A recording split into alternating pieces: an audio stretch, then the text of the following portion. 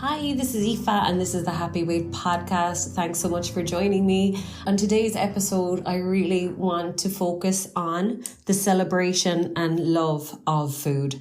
So when I had my own eating and weight issues, if you would have asked me, I would have been like, oh, I love food. I love food so much. That's why I'll never lose weight.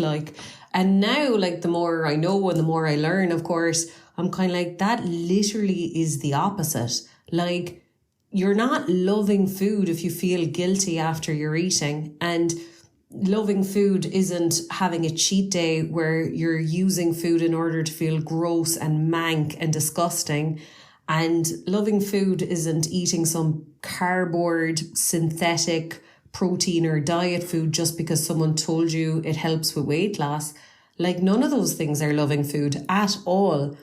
And nothing brings that home more than visiting a culture that's got a really positive culture with food, basically. So I was in Italy last week with my friend Trisha, who's been on this podcast many times, and me and her had an amazing time. And of course, when you're visiting Italy or Spain or France, I think food is such a beautiful part of the holiday because they know how to eat, they know how to love food, and they know how to celebrate food. And like I said, it's like we can be just like little hamsters on our wheel in our little diet culture, staying overweight, never losing weight, restricting foods, overeating, not having a nice time. And supposedly that's us trying to be a healthy weight. And it's like, we just always have to look at the people who actually are a healthy weight. And the Mediterranean diet is one of the healthiest in the world. It's going to be the ones that doctors recommend, especially if people are having heart issues or anything like that. It's super cardioprotective, and there's so much more to it than just nutrition. There's so many other parts of it, and some big parts of it is food as a relationship, food as an approach, food as love, and that's much, much bigger than teeny tiny, this food is right, this food is wrong, or any of that. So let's start with, and by the way, I kind of think it's always, you're the way you get kind of sick of giving out to yourself and, I shouldn't be doing this and I should be going for more walks and I should be eating more veg and, all this shoulding and shouldn'ting, that's probably another part of having a weight problem is, giving out to ourselves a lot. So I want this episode more about what we can do more of, not us giving out to ourselves, but us kind of being the solution, because I kind of think that trying is no good, trying to lose weight, being you, but trying to be slimmer, we're still being us basically. Whereas we want to jump personalities now, we want to jump caricatures, and we want to jump into the character of let's pretend even with this episode, this from the information you get from it, let's jump straight into the attitude of someone within that Mediterranean diet, Mediterranean culture with food, and have some fun with it. Whatever you eat next tonight, whatever you eat tomorrow, try and adopt these principles of celebrating food and using it to emotionally and physically feel really, really well in your day. So the first one is, of course, it's real foods. Oh my God, when me and Trisha got to our Airbnb, the guy who owned it had all these cheeses out and this fresh bread and this amazing quality olive oil and this amazing salt and just the simplest things. That's 3-4 ingredients. Do you know what I mean? And it was delicious. And I honestly don't think maybe we actually got some snacks for maybe watching New Girl in some of the evenings. But most of the time, 95% of the holiday, we didn't eat any processed foods. It was just ridiculously gorgeous meat or fish or bread, or I know bread is a little bit there's more than one ingredient or whatever, but it's still pretty close to natural. We just ate lots of real food in a gorgeous quality in a very nice setting. And that's something we can learn from. So if I had heard this podcast 15 years ago, I would have like shook that version of Aoife and being like, what the feck are you doing with these Quest bars? I think they were called. I don't know. I had these like different bars and, like I said, synthetic products. And it's like, this is you getting healthier. Yeah. Oh yeah. By the way, there aren't any studies to say that there's nations and nations of people who are healthy on processed foods or diet products. Those stats aren't there. The countries that eat the most processed foods and the most diet products are the most overweight. So we have to keep reminding ourselves to go against the grain of what we think is right or what we've always done and start doing what actually is right, what actually gets results. And so the basics are kind of eating like our grandparents ate. And I suppose they weren't distracted with so many other foods coming in. They were just stuck with Irish foods. And I wouldn't want to go back to that either. But like, depending on how good a cook your granny was, you know, my granny was an amazing cook. So she could make these potato cakes that were like potatoes and butter, and they were delicious. And everything Nana made was super delicious. She didn't have processed foods in her dinners. You know, she had local seasonal foods and it was gorgeous. And that's the kind of stuff that will keep us healthy and keep us slim. Because if you've like this gorgeous, proper, yummy dinner like they do in Italy, like it kind of makes processed food seem a bit crap, actually. And there was something I ate either the day I got home or the next day. I was like, whoa, this is literally such a different world from the rich flavors I had from, you know, gorgeous olive oils and everything else.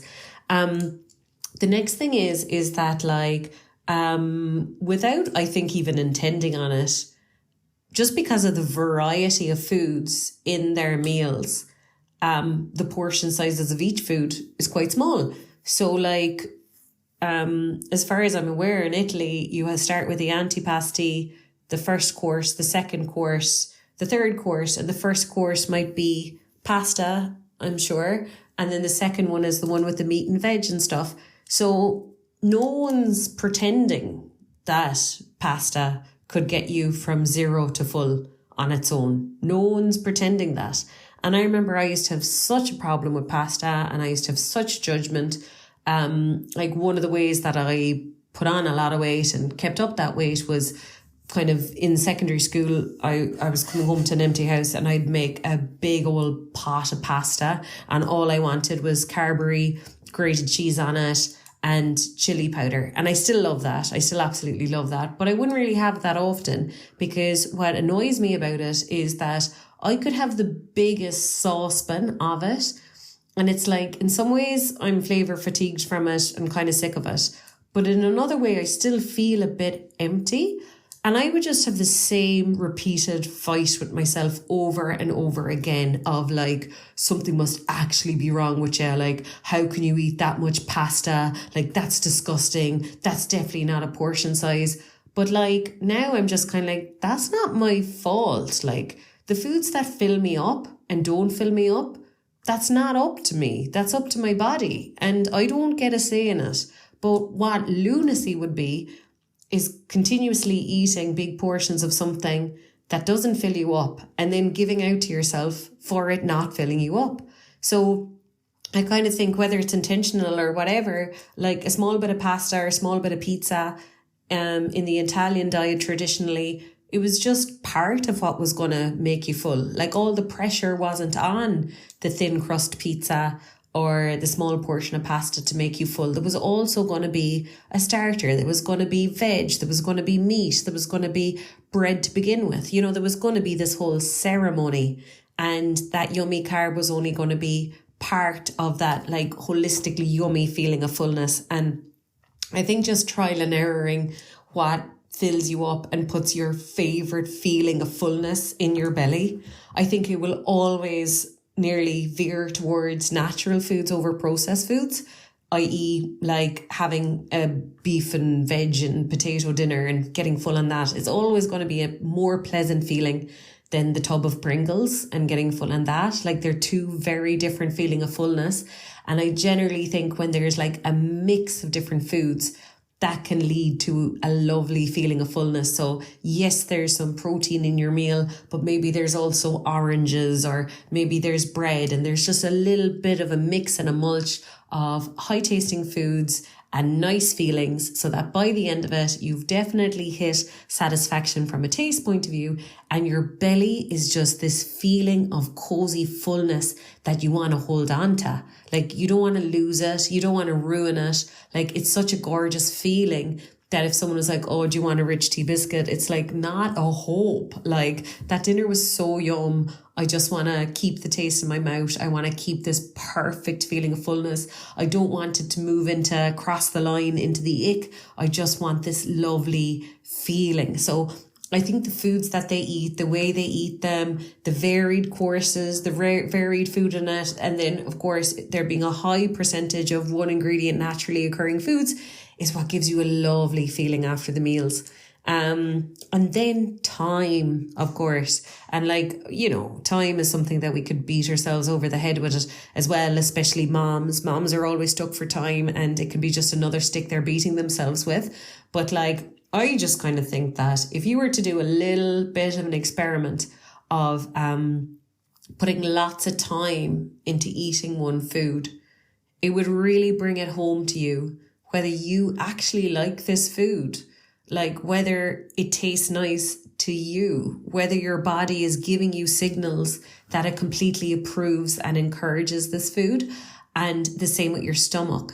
Is the signals coming from your stomach after you eat it? Like, this is a grand old food. I love it. This is like positive signals afterwards, because I really feel that if I had done that, yet again, there would have been so many diet foods or so many foods that I was eating because someone told me they helped weight loss.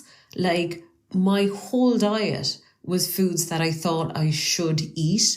And if your whole diet is unenjoyable should foods, you have to overeat at some point. You have to binge. You have to have a load of toast or a load of chocolate or biscuits or whatever. You have to. It's just, I think it's just the terms and conditions of being a human that you have to enjoy food every week. And you can run from that, and you can hide from that, and you can go from on a diet between Monday and Friday, but mark my words, on Saturday or Sunday or at some point you will cancel all of that lack of enjoyment out by hunting and hunting and hunting for crazy amounts of enjoyment by eating a lot of processed foods or overeating or whatever. So let's just call a spade, and let's acknowledge and accept the fact that we need enjoyment out of food every day. We need dopamine, serotonin, endorphins.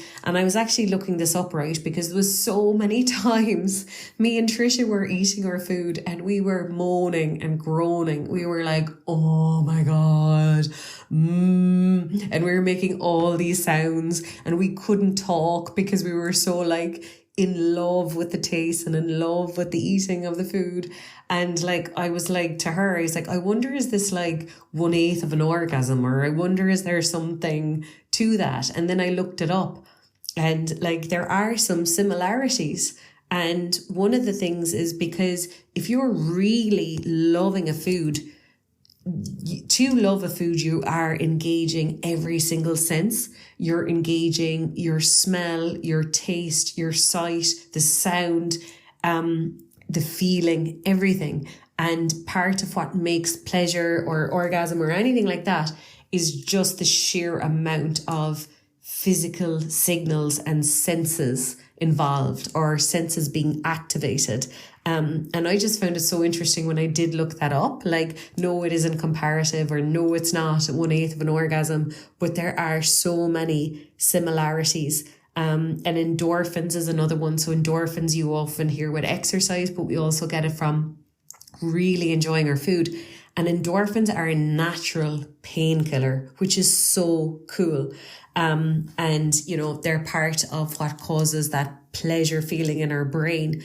So time is all part of pleasure, I think, really. And like I said, putting time into our food will really make it clear to you that this food is a placeholder in my diet. Like, why am I eating this for lunch? Like, whose idea was this? Because certainly my body isn't giving me any signal that this is yummy. So that's another one. Next one is small breakfasts. And there was one morning I went to the coffee shop next to the Airbnb and I got pastry the size of my head. It was this gorgeous chocolate croissant and a little coffee, and all of that came to €2. And I was like, what would it be like in Ireland if you could get a pastry the size of your head and a coffee for €2? Like, just ridiculously different. And you know, it's cool because in coffee shops in Italy, it's more of a bar, and I think it's the same in France and Spain, isn't it? That like they just head in and they stand at the counter and they drink their coffee quite quickly, have a little chat with whoever's there, and go on about their day. And they may or may not need breakfast with it. And I just kind of think that's one of the biggest lies we've been told. And I could go on a massive tangent now, but I just saw this whole thing on Instagram. Okay, I'll tell you a little bit about it quickly. But Eva Mendes pointed out about how American cereals, Kellogg's, add really disgusting stuff to American cereals. And those exact same cereals in Canada have healthy food colorings. And so she called that out. And then in the comment section, there was all these dietitians being like, you don't know what you're talking about, or that food blogger you heard this from, she doesn't have any qualifications. And then people looked into the dietitians who were saying that, and turns out they were all affiliated with Kellogg's. Like, supposedly Kellogg's are like this superpower, and like, I don't want to be spreading false information, but like what I learned from somewhere, I'm pretty sure one of the lecturers said it in college, was that, you know, up until probably the 70s or something, people used to have porridge or boiled eggs for breakfast, and like, you're not going to get a better breakfast than those two things. And then Kellogg's supposedly really fueled the rumour that eggs cause cholesterol. And then everyone stopped eating their eggs for breakfast and started eating their cereal. And then if you think about like the weight that's put on breakfast, like, it's really freaky how like adamant people are about breakfast. And it's like, who are you kidding? We're not in the 50s anymore. Like, we could have eaten 1,000 calories of a Chinese last night, or we could have eaten like 2,000 or 3,000 calories on Saturday or Sunday. Like, at what point does our digestive system get a break? Like, at what point do our organs get to catch up on the jobs that they have in digestion? But yeah, so I suppose that brings me back to, it seems to be the case that in Italy, they don't feel the need to have a massive breakfast. They don't feel the need to insert a cereal, whether we like it or not, just autopilot zombies getting out of bed, going down to the kitchen, pouring a bowl of Weetabix or whatever it is. Yet again, not asking ourselves, do I like this? Do I need this? Do I feel better after this? Or did someone along the line just told me I should eat it? Because you, minus all the shoulds in your diet, is your ideal weight. That's been my experience with myself and with clients. The next one is they don't need to snack because they are going to be dining on their beautiful food in the not too distant future. They will be having their gorgeous lunch. They will be having their gorgeous dinner. And there is no snack that could compete with the gorgeousness of the lunch and the dinner coming up. And I think that's another thing that we can copy. And you know, I suppose when I was dieting, there was, you know, you're just following the routine that you're given, and your 250 calorie breakfast or your 150 calorie snack or whatever. And I used to work with diets where you'd, so ashamed, I'm so ashamed to say it, but like 12 almonds and an orange or something like that for a snack. And like, yet again, from the amount of weight and calories that I put on and sustained from snacks that I did not need. I did not want them. They did not taste good to me. I was not hungry, but I was following a plan that said you had to have snacks. And I'm like, that's just wild to me now, that I felt guilty if I ate crisps or chocolate, and keeping in mind a bag of potatoes is what, 160 calories or something. But like, so I'd be the worst in the world. It was a bad day. It was a bad week. Everything was falling to pieces. I was going to fall into fatness oblivion if I ate chocolate or biscuits or anything like that. Yet I'd have what? Like, must be 1,500 calories a week anyway, just from snacks that weren't needed. Like, what a waste. Like, a bargain isn't a bargain unless you need it. And food isn't good for you unless you need it. And I was force feeding these things down with that whole stupid idea that if I eat these, I won't want chocolate. That doesn't work for an emotional eater. If an emotional eater wants chocolate, they want chocolate. And it doesn't matter how much almonds or fruit or veg you can stuff into yourself, you're still going to want chocolate. So like, that's me veering off the point that they don't need to snack because they've gorgeous meals. Whereas diet culture is backwards because it's like, you have to eat your snack when you don't need it. And then you have your crappy, tiny dinner and you're still starved after it. And it's like, nope, you're not allowed more. And so they go about it the whole opposite direction, just like I teach my clients to do. They eat until they are full. And how much it takes for them to feel full is none of their business. And then the way they eat, if they're healthy, is that then they probably will be hungry in time for lunch or whatever, especially if they didn't need or want breakfast. They probably are going to be really hungry for lunch. And then the process starts again that they eat this beautiful selection of natural foods until their belly is dead happy and everything. And when you think about that routine, there isn't really room to interject pointless snacks, you know, and the fruits and nuts will come into your diet within the meals anyway, or the desserts or whatever. And then I'll skip over natural physical activity because, you know, I suppose every country now is having difficulties elbowing that in, you know, with all our cars and conveniences and everything. But the next one, of course, I would say the biggest one is that they have a culture of a positive attitude towards food. Food is something to be celebrating. And like Trisha was telling me, her sister was in France there and she was rushed and she was eating a roll on the metro, a bread roll on the metro, and some French woman gave her a really bad look and was like, bon appetit, you know, like, you mouton, just really like thinking it was disgusting to be eating on the run. And obviously I'm not encouraging that, like, why be mean? But I can see if you're in a culture where you give time and respect for food, and food is an occasion, it's a celebration, it's time set aside, there's people with you doing it, there is a table that's laid, part of it is the eating, part of it is getting together. I can see how someone running onto a metro eating a roll would look strange to someone like that. And yet again, I'm like, let's basically be a bit more like them. And I'm sure maybe you're listening to this and you know some French or Italian or Spanish person who's really wonky with food. And sure, of course, there's always exceptions to the rule. And of course, every nation now is, you know, struggling to keep hold of their positive traditional food culture because of the developed world and all the processed foods and more unhealthy lifestyle we all have. But like I say, the traditional Mediterranean diet and the traditional way of approaching the food is what I'm on about and what we can all kind of aspire to. So with a positive food culture then, if we're celebrating food, we're not feeling guilty.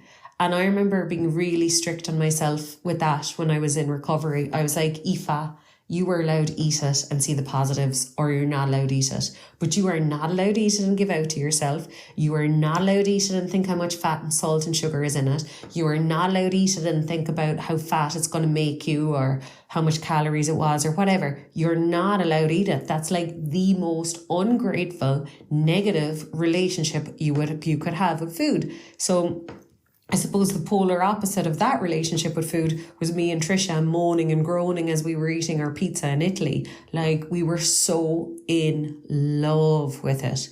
So eat something and be in love with it. And if you're eating something and you can't be in love with it, like the taste signals, you're not getting that feedback from your taste buds, you are not getting that feedback from your belly, well then maybe that food shouldn't be in your diet. So yeah, and then what is that one? oh, they have their larger meal in the middle of the day. I suppose in Ireland we used to do that as well, and like my parents would still do that, and farmers would still do that. And yeah, I suppose that one, I think we can work around that one. You know, that's not a be all and end all. But I suppose another thing that I noticed when I lived in Spain last year for a month is, you know, just the kind of tapas drinking culture as well. Like, I suppose that's another thing the Mediterranean diet has in common. They're so lovely with their red wine, and they're so lovely with their vino in general, you know, and they really have it in a lovely way. And yet again, there's not a guilt complex about that, and there's not a sabotage, hurt yourself approach to drinking. It's a pleasant addition to the day that could make you feel better. And it's the same with the food. And I just, with tapas and all of that, and just having a vino and having some pimientos, you know, some like little fried vegetables or whatever, like it was 50% about that, but it was also 50% about eating with someone, chatting to them and celebrating life in a small little way. And all of that is very much the opposite to me eating mindlessly with the fridge door open, or me with the cupboard door open in the kitchen, not even remembering the fact that I've just eaten a whole packet of Tuck crackers as I was imagining how fat I'm getting.